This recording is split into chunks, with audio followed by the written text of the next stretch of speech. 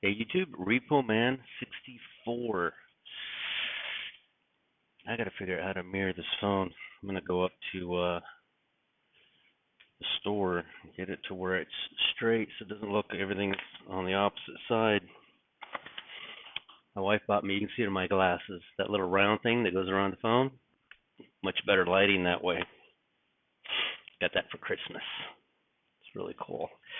Um, what I want to talk about today is this keeps creeping up, and I keep seeing it, and people are having a hard time, I believe, understanding it. And I kind of want to explain it to you in a fashion to which I wish somebody would have explained it to me a long time ago, but now I understand it. And hopefully I can relate it the same way to you. Once saved, always saved. It's backwards. It's on my wall, John 6:44. If you believe in once saved, always saved, you are correct. If you believe that there are people who believe they are saved that are not, you are correct. Becoming saved is not a legal action. It is not an action that you perform to get saved. And I'm going to show you why real quick. And this is a touchy subject, but I want to try my best to explain it to you. Just like you see on my wall, John 6:44. You put on my glasses so I can see. No man, this is no human being, no man, no woman can come to me except the Father which hath sent me draw him, and I will raise him up in the last day. That's pretty basic. That's pretty clear. There's not a lot that you can do with that verse. God just told us that if you're interested in him, it's because he's drawing you. If you're interested in becoming saved, it's because he's drawing you. If you think you can just perform an action and that action saves you, then you missed it. You misunderstood it. There are many people who believe they're saved that are not. And how do we figure this out? Well, we don't. We're not supposed to. This is pretty simple here. For God so loved the world, John 3:16. Everybody knows this one. It's on bumper stickers everywhere.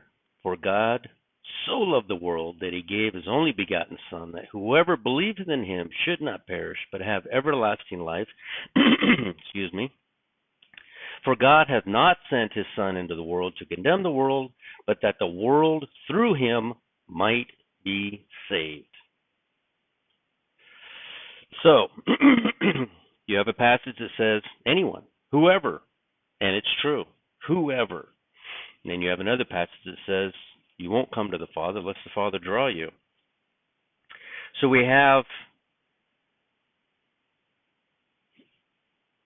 I don't want to say we have we misunderstand. The Bible's clear, but we misunderstand what we're reading here.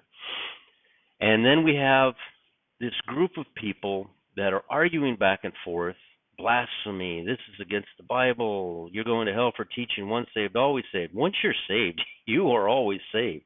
The question is, were you ever saved in the first place? If, and it's backwards, so I got to fix my phone, John 6:44 is true, and you have this drawing, this nagging at you, you've come to the end of your rope, and you come to the foot of the cross, and you're at the foot of Jesus' cross, and you're down there broken. There, you're looking up at Jesus who paid the price completely for you. It is done. It is finished. He paid it all. And you're there at the foot of the cross, and you're just like, Lord, I'm at the end of myself. I thought I had it all figured out, and I need you to come into my heart. That's John 6:44, as well as John 3:16. Whosoever comes to the foot of that cross and just asks the Lord to come to their heart, believe it's in their heart, and they too shall be saved. But let me show you something that's happening and something that happens. And let me explain something about how the devil works. Let's just say you're in a Discord, for example, and you believe in once saved, always saved, and then another person doesn't believe in that. Both are Christians. Both have their understanding of once saved, always saved, and you're arguing back and forth. And there's about 25, 30 people that are constantly talking in the Discord, back and forth, posting stuff, doing stuff, but you have about 900 new Christians that are sitting in there watching everything you say and everything you do, and they don't comment. They're new. They're trying to learn. And what do they see in the Discord? What they see is Christians arguing amongst Christians. This once saved, always saved is the devil's plot to get Christians to argue amongst Christians. And the Bible warns us not to do that. Not even a little bit. Don't do that. Whether you're on one side or the other, we are in the age of grace. God will separate the wheat from the tares. We don't have to, and we don't have to argue about it. All you have to do is accept the Lord. But it's where your heart is when you do it. I know a guy, I'd tell you his name on here if I didn't think it'd get back to me. He is the most non-Christian person I've ever met. All he can think about is money and new ways to make it. And I've seen him at the top of the universe with $1 million, and I've seen him at the very bottom scraping pennies together to buy a hamburger. And he goes back and forth between these 2 points nonstop. His entire life has been this. And the last time I spoke to him, it's been 15 years. He had joined a church, and I said, because he'd known I was a Christian, I said, yeah, that's awesome. You're in a church, and you're learning about God. He's like, oh, yeah, it's fantastic. And he said, and this group of people have money. And I was like, what? He's like, oh, yeah, I'm selling real estate to them, and I'm in there selling this. And I'm like, he didn't understand. He thought he did something legalistic, and now that he's done that legalistic thing, he's in his church selling properties because there's a wealth that's in that church that he gets to exploit from his properties, which, by the way, aren't good at all. He bubblegums these properties back together and sells them, and it's just he's not a good guy, you know. I couldn't do that anyway. So is he saved? He did all the action. He went into the church. He walked to the front. He walked around. He learned a bunch about the Bible so that he could talk to these people and they would trust him in order for him to sell them stuff, because it's a wealth of information, a wealth of money for him. It's a pool of money for him to get. So now, do I tell him, you're a tear, you're going to hell, once saved, always saved is not true.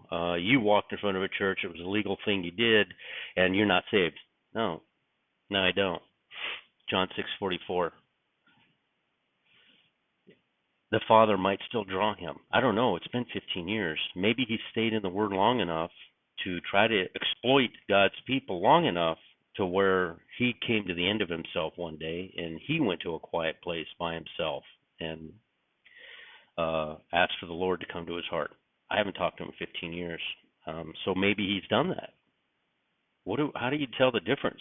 I can promise you this: arguing about it and taking one hard stance and another hard stance against it is impossible. I know what he is, but I don't know what he is now.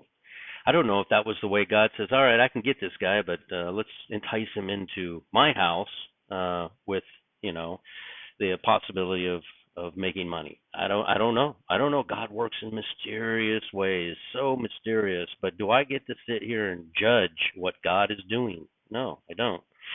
So he might be saved now. I don't know. I know what he was describing to me 15 years ago. He wasn't. Not even close. He missed the boat, but he did all the legal actions. He did everything that you legally needed to do to become saved, but it's heart. So when we argue back and forth between this subject, you're arguing matters of the heart, and they are none of our business. We don't get to do that. And you remember, while you're doing that, and you have 1,000 people, for example, in your server, there are 900 that are, excuse me, I just woke up, so I've got a raspy voice. There are 900 that are not making comments, that are watching, and these 900 are confused.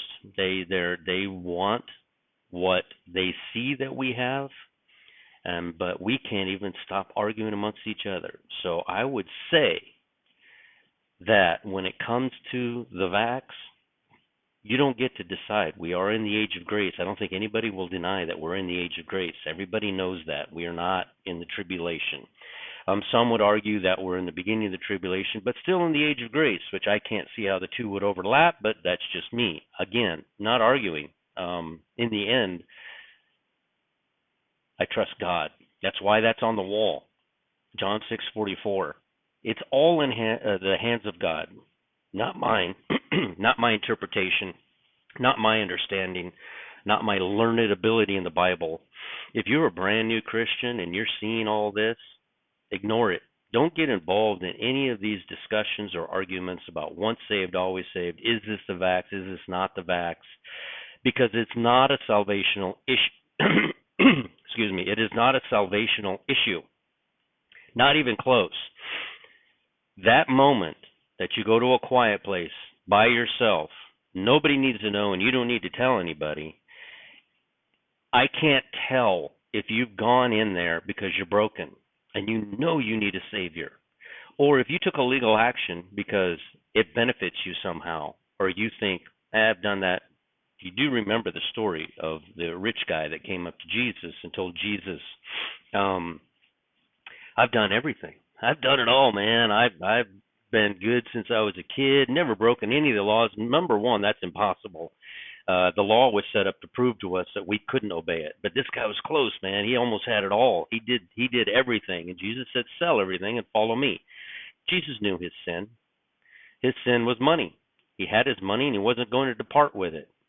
He would rather sell his own soul and keep his money. And that's exactly what he did. He made the choice to keep his money. But if you looked at him, if you weren't Jesus, which you're not, and you looked at him and you watched him, you would say he's saved. And I would warn you, we don't get to discuss the matters of the heart, period. We don't get to do it. That is not our place, and we are not supposed to do it. And let me show you a Bible verse that proves that.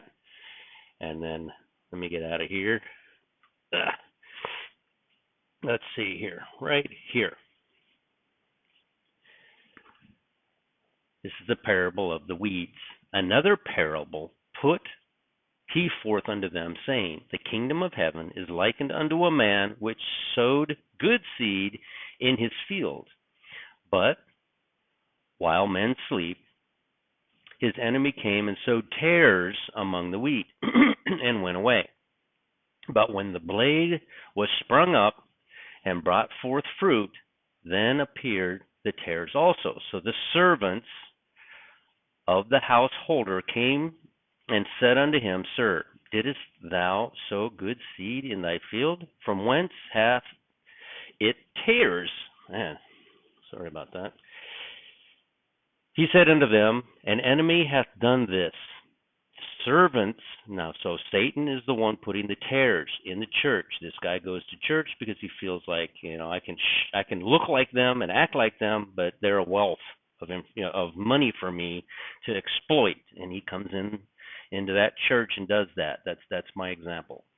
The servant said unto him, Wilt thou then that we go out and gather them up?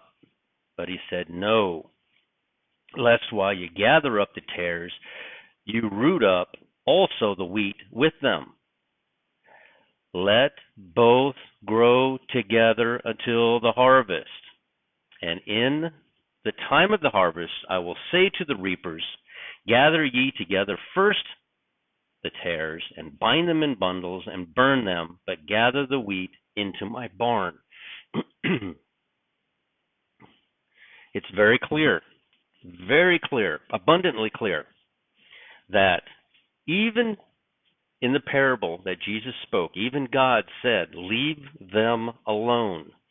It is not your place. If you say once saved, always saved is not true, I would say you're wrong. If you say once saved, always saved is true, I would say you're wrong. It depends on who you're talking to. If you're saved, you're always saved. You can have confidence in that. You are going to heaven. Period. End of discussion. But I can't tell by talking to you whether or not you're a tare. So I cannot tell you that you are always saved. I can't make that claim. The Bible clearly teaches us that the wheat will grow up with the tares because Satan will infiltrate, and I don't know if you know this, but wheat and tare look the same as they're growing. You can't tell them apart. That's why God said, leave them in there. Don't harm them, because you might accidentally harm some wheat. And that's what we're doing when we're discussing this subject of being dogmatic about it, and in front of people, by the way, which to me are the most important. You learned Christians that you already know all this stuff. I'm not talking to you. I'm talking to the brand new Christian who's getting confused by all this. It's simple. They're going to grow together. Satan planted them in there. They look just like everyone else.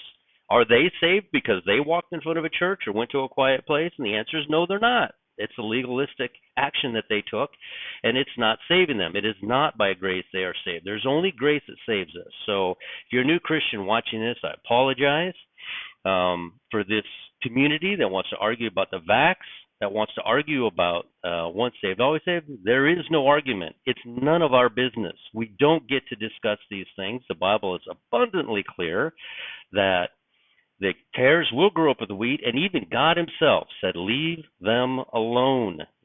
You don't know the matters of the heart, and you don't know. I don't know if that guy who was in the church, who went in there legalistically and performed all the actions of being baptized and everything, and taking the communion or whatever he did, and thought he was saved because of some legal action he took, in the past 15 years that I haven't spoken to him, I don't know if his heart finally opened. I don't know if God used that to change him. Again, wheat and tares, they grow together. They look identical. You can't tell them apart. God warns you to leave them alone, or you might harm a wheat. These 900 people in these discords that don't talk are in there watching. They're brand new Christians, and you're doing a disservice even discussing this issue back and forth. We don't need to do it. You'll know, God will know at the end, when the two grow up together, the wheat and tares. I don't know if you know this, but at the very end, only the wheat will bow. The tares will stand proudly straight up in the air. The wheat will bow. That's how you tell them apart. And when does that happen? It doesn't happen while they're growing. It happens at the end. We are in the age of grace. End of discussion. We are in the age of grace right now, and we don't get to decide the fate of anyone. We just don't get to do it. And for all you know, somebody who's that fervently arguing about the vax, or fervently arguing about once saved, always saved, are not saved themselves, because they're taking illegal action. They are like the rich man who would not leave his riches behind. It's a very difficult subject to talk about. I hope I helped some people. And honestly, the people I'm worried about are the new Christians who are trying to figure this out, and the people who think they figured it out.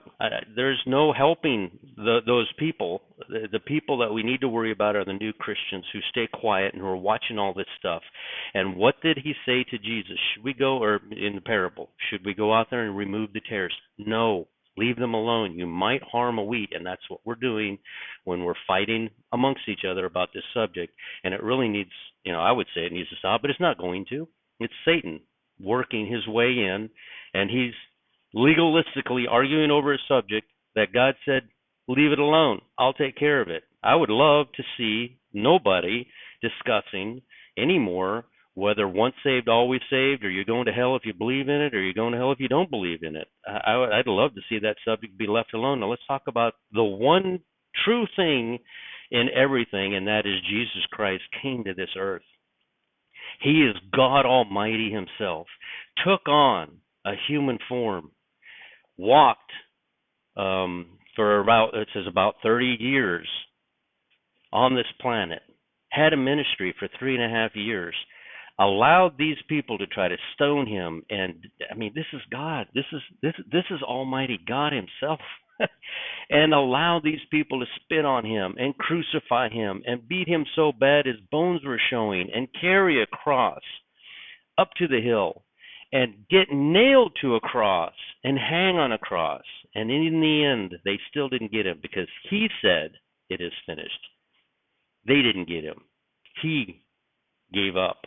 And why did he do all that? Why did he do all that? For you and me. That's why he did it. And that's the end of it. There is no other discussion that we need to have. That's the only discussion, is what God did for us, what he did for us, and that's the end of it. There's nothing else. That's the end of it. Once saved, always saved. Is this a vax? Is this not? These are all arguments of the devil who are trying to get us to fight amongst each other and cause this to be legalistic. Just like the rich man, just like the guy I know that was in church. Don't do it. Don't get caught up in it. And for all you new Christians, you're in the right place. The foot of that cross is the right place. So I would tell every single person, every single video I have, go to a quiet place by yourself. Nobody needs to know, and you don't need to tell anybody. And accept the Lord into your heart. And if you went in there for a legalistic reason, thinking, if I just go in there and then tomorrow you go back to your world like nothing's ever changed, and you just say, well, I'm saved because I did that thing. You're not. If you went in there, pour your heart out and tell God you know you don't deserve it. He went to the foot of that cross, not you. And he went there for you. And once you accept him, you are gold. You are gold in heaven. Did you know that every time somebody accepts Christ genuinely in their heart, there's this celebration that happens in heaven. They applaud and celebrate every single time. And I pray that any one of my videos that I've been doing gets any one of you, just one of you, to do the heartfelt acceptance of Jesus Christ. You'll know it if you did, because you'll change. You'll change. Not that you're going to change, but things will become distasteful to you after that. You will change. I guarantee you will change. I guarantee I changed. I took a lifetime, but it's an ongoing process. And yes, we still sin, and we start arguing about the things of God. But I'm too old now. I've done it all, and I realized at the end of the day, it's grace. Jesus only. So anyway, Repo Man 64. I thought I'd get in here and do that. I had another video I was going to do, but I saw something this morning which bothered me. This once saved, always saved argument, and I hope I ironed it out. It's about the heart. It's the wheat and tares. You can't separate them. Don't even try. Jesus told you, don't even try. Leave it alone. And if they took a legalistic action, no, they're not saved. They're not saved. But once they did, once you went in there and it's true, you will never be let go. You are always saved. You will never be let go. So the argument is of Satan. That's it. Because God warned us in that parable, don't mess with the tares. Leave them alone. So anyway, Repo Man 64.